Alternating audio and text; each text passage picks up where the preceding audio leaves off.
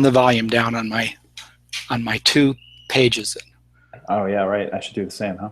Yeah, if it starts, it's great that you're with us tonight. We're real excited to have Giuseppe with us. Let me show him to you so you can see that he in fact is here with us tonight, talking to us from South Brooklyn. South Brooklyn. Yeah. South Hi, Brooklyn. everybody.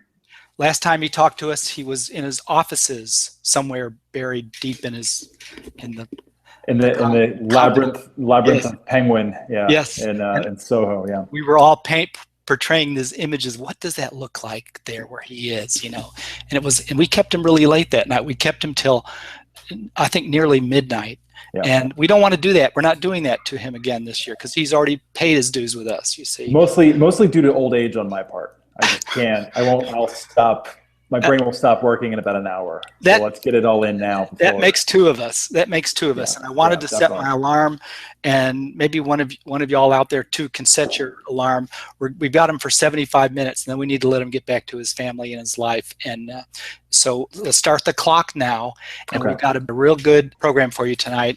Remember, the purpose of these is not so much to be showing your work to them, as it is to show them to you, to show Giuseppe to you, so you get a sense of who the people are behind the titles and how they work and how they think about your work. So that's why we're doing the format with the 10 selections tonight, and I think most of you understand that really well. And then there's ways to get in touch, and we'll talk about that at the end. I'm forcing Giuseppe to talk about this. There are ways to get in touch sometimes with these art directors and agents, and there is a way to get with Giuseppe, and we will mention that tonight, and I'll follow up in an email to you about it too. Giuseppe is the senior art director at Penguin Random House, and before that he was the art director at Penguin USA Children's Book Division, and then the other imprints under Penguin that he works with, and still works with several of them, and he'll tell us a little bit more about that. And he's worked with the best in the business all these many years. He's worked with everybody from Robert Sabuda to SpongeBob and Blue's Clues. My favorite books to work on. Kind of like mostly truthfully, it was SpongeBob books. Okay, I just plucked that from the air. But totally creative and fun, and I kind of miss them. Yeah. We'd like to hear more about that if we had more time with you. That would be fun. So he's picked his pieces tonight. We're going to hand it over to Giuseppe. He wants to hear from you and get your questions, and we're going to make this a conversation. So Giuseppe. All right. Well, thanks a lot, sir. I appreciate the introduction. Hi, everyone. This is kind of strange in a way because you're sort of speaking into nothingness. And so I could be talking to 2 people who are rapt, or I could be talking to 30 people who, it's just a bizarre, I've never gotten used to this format as many times as I've done it. I know, it is different, isn't it? Because like so many people people are looking at you and you just have no idea. It's like standing in the middle of the street naked in Times Square. That's basically how it feels. But with that weird start, so hi everybody. So what I want to do is I'm going to just briefly introduce myself. I see some familiar, just from all the submissions that were just coming in, which were great, by the way. I do see some familiar faces, and so hi to those folks. And so you're going to hear you folks, the folks that I've talked to in the past, you might hear a few repeats here and there. Please forgive me. I want to try and curate and model what I'm about to say to you folks specifically. But what I want to do is just introduce myself and just very briefly speak to what exactly it is that I do, what do art directors do. Of course, I can only speak to my experiences, but I have been an art director now for, I'm not going to do the math right away because I don't want to waste too much time, but a lot of years. And I've been at Penguin for 5 years. I was at Simon & Schuster before that for 12 years. Children's books is all that I've done and all that I know. Anyway, so what we're going to do is I'm going to get into me a little bit. And then since I hate talking about me, then I will get into you guys. And what we're going to do is I'll share my screen. I've picked out 10 pieces plus one bonus piece.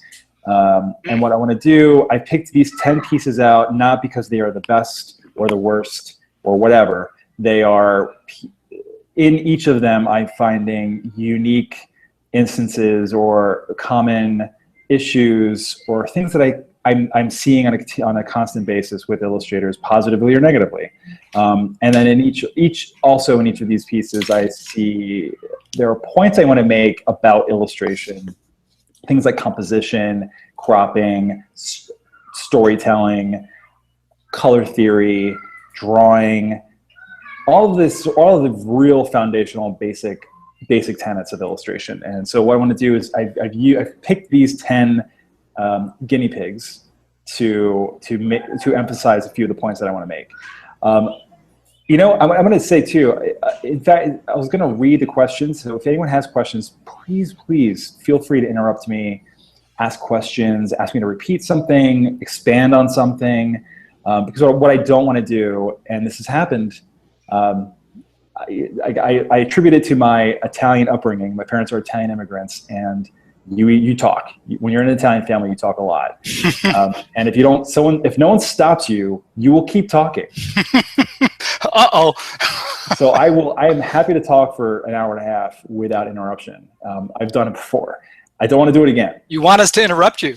I definitely want you guys to interrupt me, ask questions. I mean, and a point I want to make on questions really quickly is, please do not think that you are the only person who doesn't know the answer to the question you want to ask. Yes. But it's just not ever the case. And so what if everyone else knows the answer? You don't. So ask the question. It's not an indictment on where you are sort of professionally. Just keep sending out the questions. It's, in my experience, having had many discussions with illustrators, the more questions that are asked, I feel like the better the session is, and the more everyone gets out of it. Me, you, everyone. So if you see a question, just interrupt me, and then you guys can, and then we can go into it. Okay. Let me interrupt you, since you gave us permission to do that. But Giuseppe and I will be monitoring your questions, and we'll both be watching the screen for your comments. There is about a 90-second delay, as you know, with Hangouts. So don't be patient with us, guys. If we don't get to your question right away, we'll try to get to them as best we can, as well as fitting in the critique. It's going to be, we're juggling a lot tonight. The other thing is, reminder, if your screen seems to freeze up and the YouTube video isn't playing, or Giuseppe freezes suddenly and he's just frozen, don't despair. Just usually, if you just hit the refresh button, you'll be back going with us. So or close out of that YouTube page, hit the link for the YouTube page again, and come back onto the YouTube page. That usually clears that up. Okay. Alrighty then. So I'm going to get into it. Hi, everyone. My name is Giuseppe Castellano. I am a senior art director at Penguin Random House. I've been there for 5 years, like I said, and I was at Simon & Schuster for 12 years before that. I got my start in this industry kind of circuitously. I went to art school. I went to Rhode Island School of Design for architecture, because having an Italian dad, if you were creative in any way, the instant Italian dad reaction to being creative was you were going to be an architect. That's just sort of like, that's just a default reaction. I'm understanding. So my dad was like, okay, well, sure, you can go to RISD, but you're going to get into architecture. And what did I know? 17. I'm like, yeah, whatever, that's fine. That sounds great. Long story short, I won't bore you with all the details, but what ended up happening was I got to RISD, and just architecture just didn't, I knew it wasn't going to fit for me, or work for me rather. I visited the studios, I saw the students, I just felt like it was going to be a very oppressive experience, and I just wasn't going to have that. I knew I wanted to draw and paint, classically draw and paint. I really wanted to learn the real foundational basics of drawing and painting. And the painting department at RISD was much more experimental than I felt comfortable with. And that led me naturally to illustration. And at the time, I really didn't know too much about what illustration was. I just knew that it had the classes that would teach me how to draw and paint classically. And it was a decision that I now, thankfully I'm so glad that I made, because what it ended up doing was it opened up the sort of creative scope for me, in terms of what I could do with my quote unquote talents. I learned graphic design. I learned, communication design, drawing and painting. Obviously, there's so many different ways of expressing myself creatively.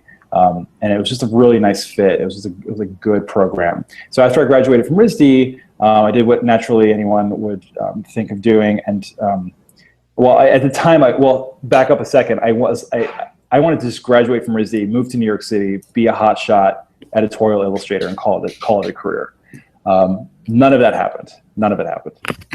I knew that I wanted to get into the creative arts, but also, again, having Italian immigrant parents, I had this sort of constant refrain of, you need a full-time job, you need a full-time job. And it got me, and I definitely felt like I needed a full-time job. So what I did was I got a design assistant position at Simon & Schuster, really not really knowing what kind of books I would be designing. But I knew I would be designing books. It was children's books, which I felt like it was going to be more creative.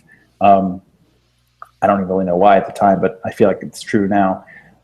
And I got into children's books, and I got into designing books, and if you had told me 3 years prior, when I selected illustration as a major, that I'd be designing children's books, I would have told you were crazy. But that's where I sat. I mean, I was in the office on June 14th, 1999, designing children's books. And that's where SpongeBob and Blue's Clues and Hey Arnold and Cat Dog and Wild Thornberries. And I got into media tie-in publishing, and it was such a great experience at the time for me, because it allowed me to, first of all, have a little fun. I mean, for obvious reasons. But also, it was a different kind of publishing. It wasn't purely original. We had to follow direction. We had to match styles. I had to keenly look at art, and I had to make sure that art was matching up with the art of the show. So I really cut my teeth on observing artwork and making sure that it all needed to check all the boxes. And then I also felt good telling illustrators what to do. To be honest. So I just felt really creatively fulfilled, and one promotion led after another, sort of got me up to art director after a few years, and I've been doing that ever since. So what is an art director? Everyone kind of has their own definition, I feel like. And when I was at RISD, a lot of teachers really crapped on art directors. The idea was, the notion was that art directors were these, like I say the word oppressive again, but the sort of tyrannical, opinionated, just wouldn't budge kind of whatever's in these corporations, and they weren't creative people.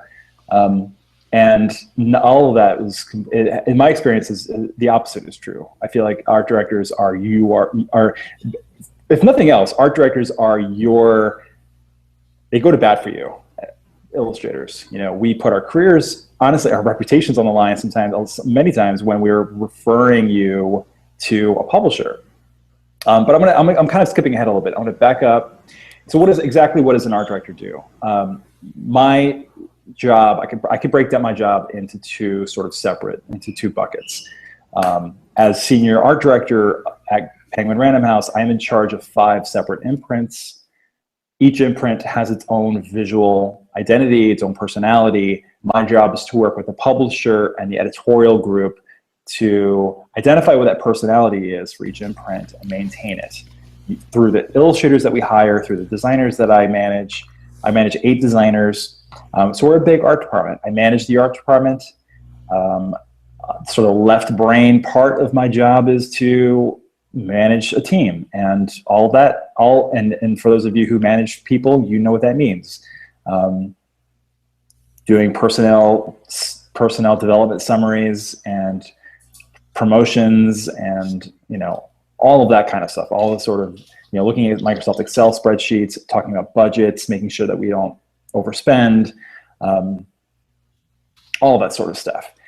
And the creative part, the more fun part, is the part that where you guys come in, and that is working with illustrators talking to illustrators, doing these kinds of things, looking at postcards, going to conferences, visiting schools, teaching, all the stuff that allows me to connect a little bit more with the illustration community. My job is to find illustrators who will match in terms of tone the manuscript that the authors bring in.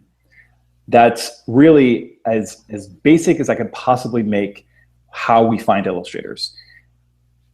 So many people like, what is it that you're looking for? Where are you only hiring people from America? Are you only hiring people who go to art school or do digital work or traditional work? I mean, there's so many different ways people have asked me, how do I find illustrators? Or what do I look for when I'm looking for illustrators? And that is really the only thing I'm looking for, is how does this artwork tie into tonally in terms of the feeling of it with the manuscript, with the text. If there's a match, if it lines up, if I feel like it would be a true visual interpretation of the text, then that's my illustrator. There's no perfect, there's no best. I don't immediately say to myself, oh, I'm looking for the best watercolorist. First of all, there's no such thing. And secondly, if I did find somebody like that, it would be too expensive anyways. But the point I want to make is it's much simpler than I think a lot of people think it to be. When I look for illustrators, I'm looking specifically for two things. Do you have any marbles rolling around upstairs? Are you a thinker? Do you make good decisions when you're drawing, when you're painting? Do you avoid shortcuts? In fact, are shortcuts even in your toolbox? Because if they are, you better take those shortcuts and throw them out. What decisions are you making when you're thinking about color? When you're thinking about the secondary details, the tertiary details, the details that you feel like, who cares? I'll just throw that in there. It doesn't really matter. Those are the details that I'm actually looking at when I'm looking at postcards. I don't look at the main event. I obviously look at the focal point of your piece, but then I'm looking at what's going on around that piece and then what's going around that. Because to me, I want to hire somebody who makes my job easier. That's really, I don't want to have to hire an illustrator, although I've done this, and I've done it because they're so talented that I was like, okay, I'm going to hold this person's hand and really get them through this.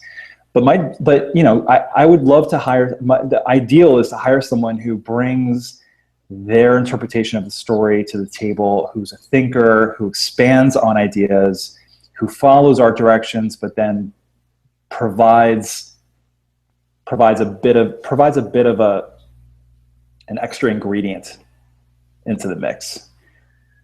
It's like you could just buy tomato sauce and cook it, and it tastes fine. It'll work, but if you mix it with a little sliver of butter and a little bit of carrot and some hot pepper and some salt, and you start bringing in more of yourself into that pot of sauce, it would obviously taste better. So that's what I'm looking for. I'm looking for somebody who would bring that extra ingredient into the mix. And then technically, how well do you do that thing that you do? Are you a great oil painter, watercolorist, whatever it is that you do, digital painting, whatever. It has to be done at a high level, period.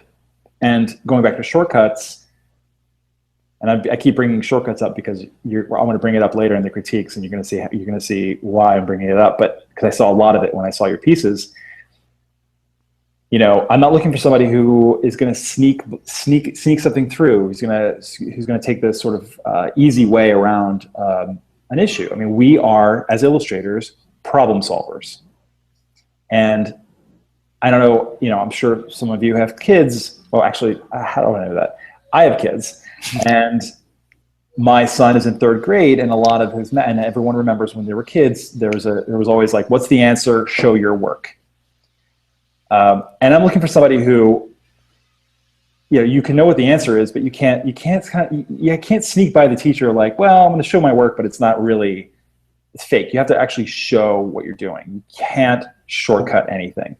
And in illustration, it's exactly the same way. If you just use a Photoshop brush to do your work for you, that's a shortcut. I'm going to bring out more shortcuts later when we actually see the art on screen, but that's what I'm looking for. I'm looking for two things: your brain and your hand, your personality and your ability. If those two things are done at a high enough level equally, then you're on my radar. I will save your postcard. I will bookmark your website. I will follow you on social media. I will keep tabs on you because I may not have a project for you that minute or that day, that week, even that year. But if you're good enough, if you're there, if I feel like, wow, this person's really somebody who I want to work with, at some point, I'm going to remember you. And at some point, there's going to be a project that comes down the pike and lands on my desk, and I look at it and I instantly think of you because you sent me a postcard 6 months ago, and I remember the postcard because it was so great. I'm going to give you a call, and that's basically in as small a nutshell as I can fit it in, what I look for when I look for illustrators and how I find them.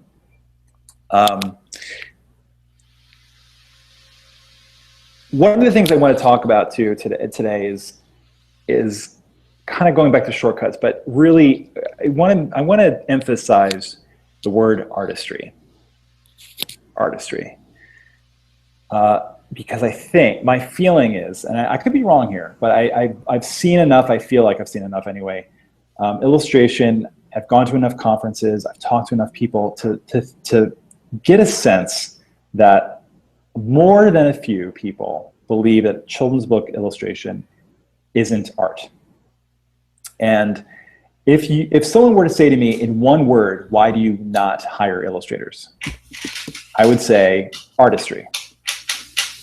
And then hopefully they would ask me to explain it, and I would say there's a lack of artistry. They're just not. They're creating this artwork in a way that's just not. It's lacking in personality. It's lacking in their interpretation of the world around them. I hope that makes sense, but I'm gonna assume that everyone out there is just nodding their head like, yeah, that makes total sense. Because that's something that this is gonna be a good segue, because now I feel like it's a good time to sort of share my screen. But before I do that, let's hit pause on that for a second. We're gonna talk about artistry a lot today, and if this isn't a term that you guys are gonna, if you're feeling like, well, what exactly does it mean? This is absolutely something I would love for you to just make sure you understand over the course of the next hour. And if you don't understand, please ask me, because I think that is the absolute key. Is people think they can get into children's book illustration without being artists, without telling me or anyone, not just art directors, but I mean, who cares about art directors, but telling the world what their view of the world is. That's who you are as an artist. Your role as artists, not illustrators, artists, is to shine a light on some part of this world that you want to shine a light on, and to emphasize, the beauty of a leaf falling, to stand up in the face of tyranny. There's so many different roles that illustrators / artists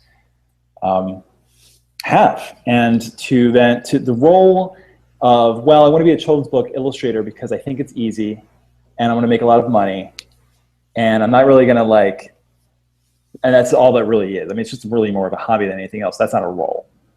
That's a shortcut. So anyway, I want to lay that out there. I want everyone to sort of mull it, and then we'll get into it as I go into each piece. But before we get into the pieces, which I think is now as good a time as any, please.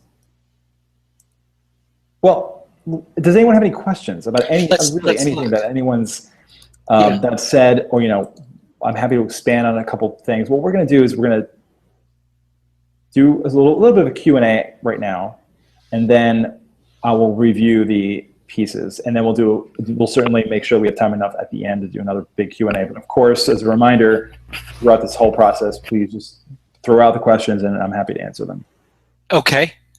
Guys, questions? Not what Tanya said, ouch, I think in reference to your discussion about artistry. I think we all kind of said ouch in to ourselves. I say ouch about, I mean, I'm in the same boat. I sometimes feel like I get into like a little thing where I can like, well, I could use a little shortcut here and get to where I need to get in my finished illustration. And that, but I know in my heart of hearts that I'm not doing it the way I should be doing it. Yeah, it's the daily practice. It's the daily question issue. Right. Jacqueline is saying, what is the sheet that we send to the publishers? Jacqueline, I'm not sure are you talking about the postcards? I don't know what you're referring to there, Jacqueline. And Atlanta Dragonfly says, I'm just waiting to hear about the shortcuts. You mentioned that, okay, here's a bona fide question. Yeah. You mentioned that great cards stand out to you, but is there a negative to sending a postcard wherever we are right now? That's a good question. That's a really good question. Oh, and I see that Photoshop, we're going to talk about that too, that shortcut in the Photoshop brush. So just a quick note on postcards. Oh, gosh. It's such a personal question. It's like, you're basically saying like, can you please tell me that I'm ready to get into this business? And I don't think that's it for anyone to really say, except for yourself. I mean, if you feel like you're ready, then send them out. If you feel like you're not ready, then work on what it is that you feel like isn't sufficient, isn't there, or isn't where it needs to be. And once you feel like you are there, then of course, put your postcards together and send them out. But that's the answer. That is the answer. Mm-hmm. However, there's a huge caveat to that, because I know illustrators who will sort of hide behind that, like, I'm not ready, wall forever. I'm thinking of someone very specifically who I will not name names in case you know her. But she's one of the more talented artists that I know, period. And she just doesn't send her stuff out. She doesn't go to conferences. She doesn't do the things that will get her seen by art buyers. And when I ask her why, she's like, well, I don't feel like I'm ready. Even though we've gotten into arguments about this. I've begged her to get out there more because I think she's amazing. And she just doesn't feel like she's ready. So there does come a time where you're like, you know what, I'm just gonna let it fly, and I may not be quote unquote ready. And frankly, I don't think we ever fully are ready. But there's a quote, Giuseppe. There's a quote from one of your interviews that I was just reading today that I was so struck by it. You were quoting Wayne White, a designer, and he said, "If you wait till you're ready, your career is over." Yeah, it's true. It's very true. Yeah.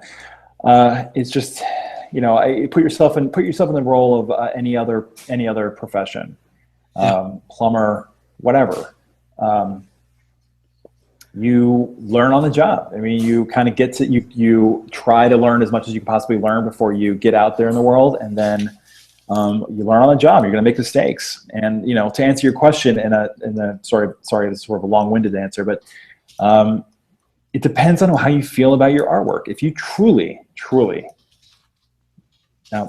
believe that your art is ready to go, then put some postcards together, get a mailing list together, and send out postcards. And it doesn't have to be, a super expensive endeavor. It can be very sort of curated, very small, little bursts, little marketing bursts over the course of a year, and if you're getting, it's like fishing. And then if you're not getting any bites after a year, then maybe you need to change a bait, work on your illustration a little bit more, or change the types of clients that you're trying to reach out to. I mean, it's going to be a long game. I mean,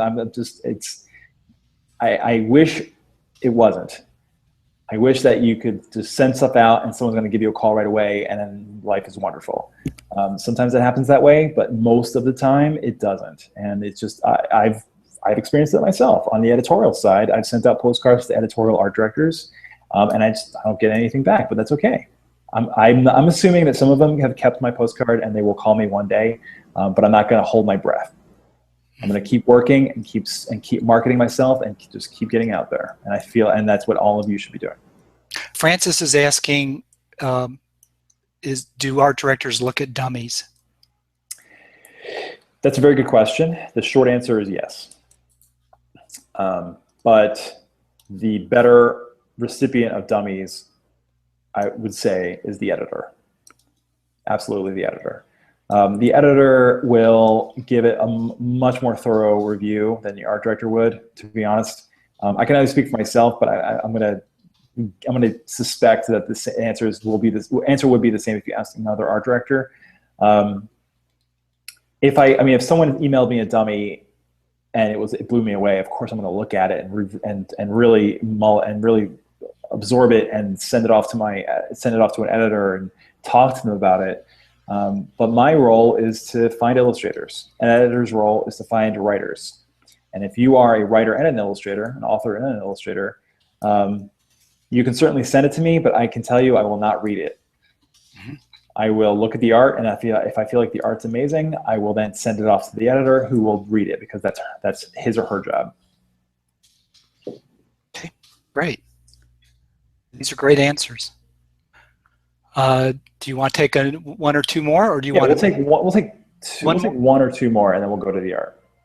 Okay. Well, about dummies again. These are kind of technical questions, but they're asking you. So, are dummies? Diane's asked, are dummies electronic pages? You see the question, or are they PDFs? Are they done through email? It varies. So it just varies so greatly. It depends on what you want to do. I mean, it depends on who you are too. And again, this all goes back to personality. Remember, personality and prowess, practice, however you want to put it, skill, I don't know. This goes back to personality. So if your personality is someone you're a little impatient and you're a little tech savvy and you want to get your stuff out as quickly as possible, then maybe you go to the PDF route. If you're somebody who likes to maybe make a dummy, and if the dummy is about the ocean, maybe get some blue, really nice light blue paper, and wrap your dummy in the blue paper and spray it with little sea salt smelling thing or something, and wrap it up and send it off to somebody. Then if that's who you are, then do that.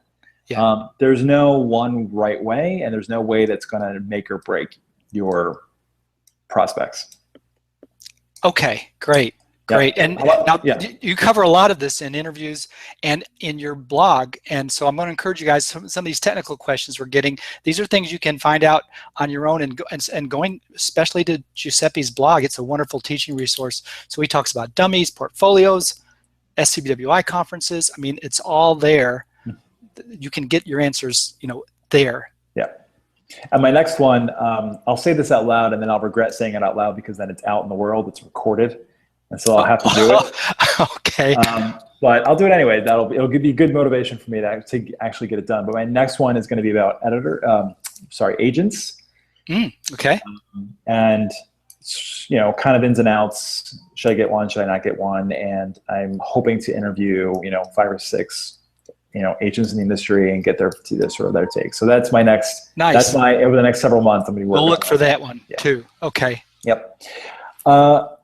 All right, so I feel like now might be a good time to share my screen and start looking at some artwork.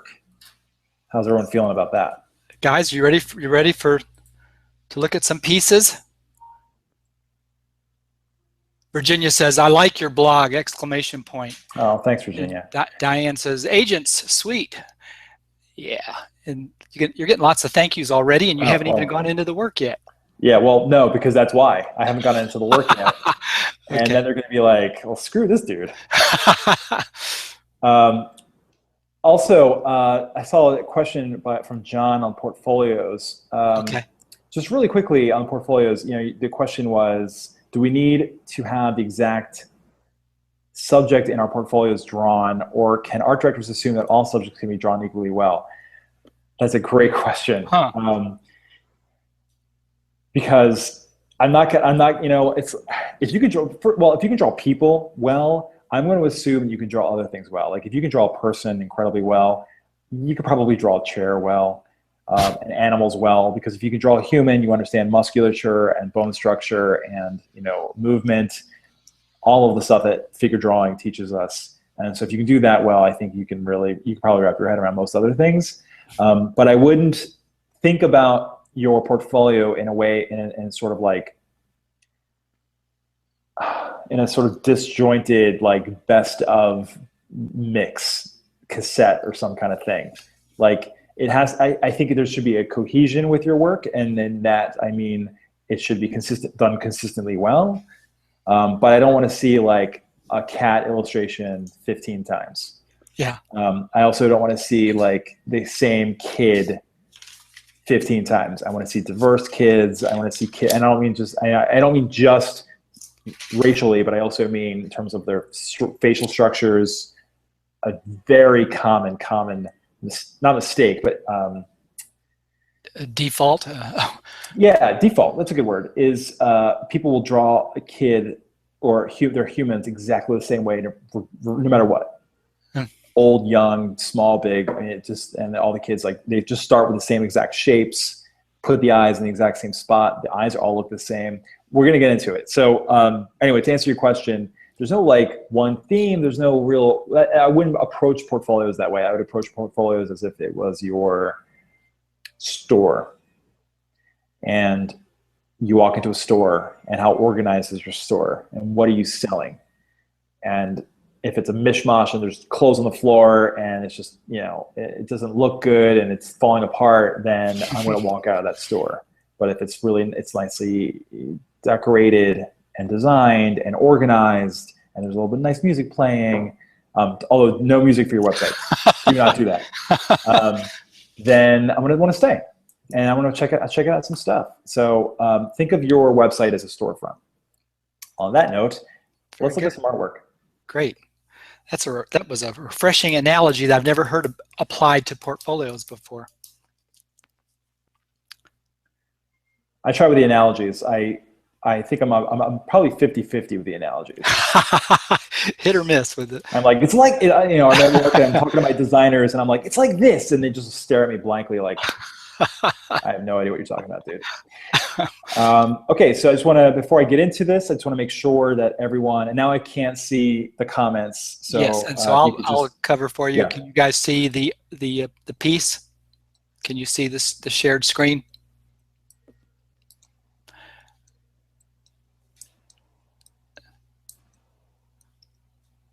Say, let us know if you are seeing it. Make sure we're screen sharing. Last time, I'm seeing it on my YouTube page. What about the rest of you guys? Yes. Yes. Good. Yes. Yes. Good. Okay. Okay, great.